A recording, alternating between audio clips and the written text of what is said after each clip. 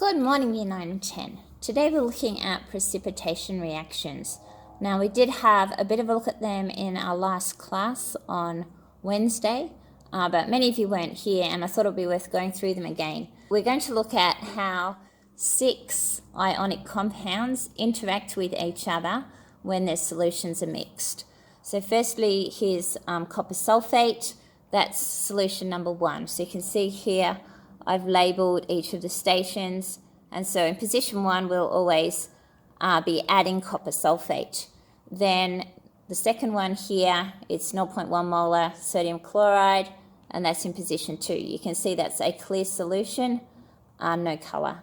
Then we have in the third position, we will always be adding silver nitrate to the solution in the tube, and here's silver nitrate. It tends to go a bit of a blackened colour on the outside when it's left in solution for a while, and you can see it's got lots of hazard symbols there. Then we've got cobalt chloride in the fourth position. You can see that cobalt chloride is a reddish pink colour, and we get some interesting reactions for that one. And then, so then in the fifth position here, we'll always be adding sodium hydroxide, and again we've got a 0.1 molar solution of sodium hydroxide. The final position we have potassium iodide, and here's again our 0.1 molar solution of potassium iodide, and again you can see that's a clear liquid. Okay, so in this first set of tests, I've put copper sulfate in each tube, and we're going to add each of the other ones to it. So of course we don't have a test tube at position 1 because there's no point testing what copper sulfate does when we add it to copper sulfate. So starting then with sodium chloride, we'll add a few drops of that into the test tube at position 2, and we can see that there's no reaction. So bring that a bit closer, and we have still a clear solution. So the ions that have gone into the solution haven't interacted in any new way.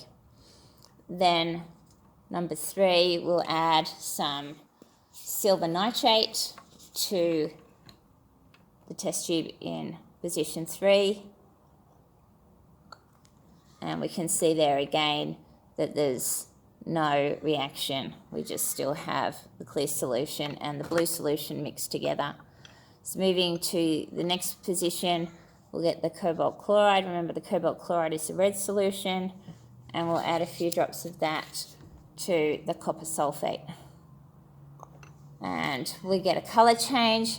That's simply because now we have blue ions and red ions mixed together, and so we just have a purple solution. So there's not actually a chemical reaction.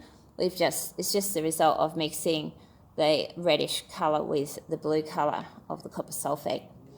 So the fifth test we're going to do is add some sodium hydroxide, and we've got an interesting reaction here. I'm not sure if you can see that very well. I'll bring it a bit closer to the camera. You can see that actually quite a significant solid has formed. Okay, and we'll put that one back here. Then the last test is with the potassium iodide. So what happens when copper sulfate and potassium iodide are mixed? And again, we don't have any reaction. We've just got the 2 liquids mixing and remaining as a clear liquid. So the only combination with the copper sulfate that produced a precipitate was the sodium hydroxide. And so here's the sodium hydroxide again, just so that you can see that up close to the camera.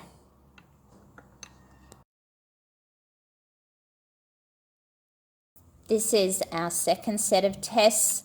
This time we're adding all the different solutions to sodium chloride, so we don't have anything in position 2 because we don't need to add sodium chloride to itself. We'll start by putting some sodium chloride in each of the test tubes, and you can see it's a clear liquid with no colour.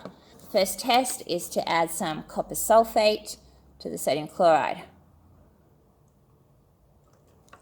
And we can see here that, okay, so we have no colour, no precipitate in there, we just have the diluted blue colour. Then we'll add the silver nitrate to the sodium chloride, and we'll have a look at what happens with that. So that very quickly changed from a clear liquid to a white cloudy liquid.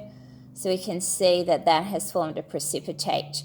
Now if we think about what is the precipitate, so we started with sodium chloride and we've added silver nitrate to it, and we know that all alkali metals, one of which is sodium, are soluble, and we know that nitrates are always soluble. So the solid that we're left as the white precipitate there must be silver chloride, because the other two are always soluble. Now moving on to cobalt chloride, and we've just produced a dilute pink solution there as a mixture of the sodium chloride and the cobalt chloride. Then sodium hydroxide, when we add that to the sodium chloride, again we have no precipitate. And then finally we'll add some potassium iodide to the sodium chloride, and again no reaction. So that's our second set of reactions. The only one that formed a precipitate was the sodium chloride plus the silver nitrate. Our third set of tests is using silver nitrate. So just pointing out the formula here for silver nitrate and the space, because we don't need to test it against itself. So we'll just put a small amount of silver nitrate in each of the tubes. In the solution there are silver ions and nitrate ions. They will only form a precipitate if there's something that they're strongly attracted to. So we add the copper sulfate to the silver nitrate. We don't get a precipitate. Then the sodium chloride to the silver nitrate. And there we've got sodium chloride and we've added silver nitrate to it. And so remember, sodium ions and nitrate ions are always soluble, so our precipitate here is silver chloride. Then skipping the silver nitrate, I'm going on to the cobalt chloride, and that very quickly formed a precipitate. And so thinking about the ions that we've got, silver and nitrate, we've got cobalt and chloride. You know that nitrate is always soluble, so it can't be a nitrate. That means the negative ion must be the chloride ion. The anion is the chloride ion. Now cobalt chloride was the solution, so it can't be cobalt chloride that we formed because we already had a clear pink solution. So the thing that we must have formed is, again, silver chloride. So we've got silver chloride, and it's only pink because the cobalt ions are still present in the mixture, and those cobalt ions always give off a pink colour. Moving to the next one and adding sodium hydroxide to the silver nitrate. Let's see what we get here. This is an interesting reaction. We've got another precipitate forming very quickly. You can see there it's very cloudy white colour. The last one, which is adding potassium iodide to the silver nitrate, and again we've got a reaction, not quite as quick or strong a reaction this time, but we have a precipitate forming. And so when we look again at the ions, we've got our silver ion, nitrate ion, potassium ion and iodide ion, and we know again that the alkali metals are always soluble, so the potassium ions are soluble. We know nitrates are always soluble, so we are left with silver and iodine. So we've got silver iodide forming in that reaction. Hopefully by now you're becoming familiar with some of the names, and so I have set up here the cobalt chloride in each of the test tubes. The first one, we add copper sulfate to that test tube, so I'll just add that and we'll see if we get a reaction, and that's the one that gives us just a purple colour because we have the blue and red mixed together.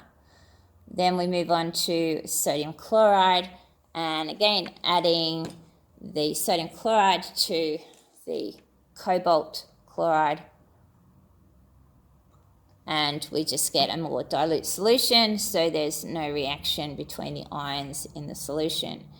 Now we'll add this silver nitrate to the cobalt chloride, and we've already seen this reaction, but I'm going through each one.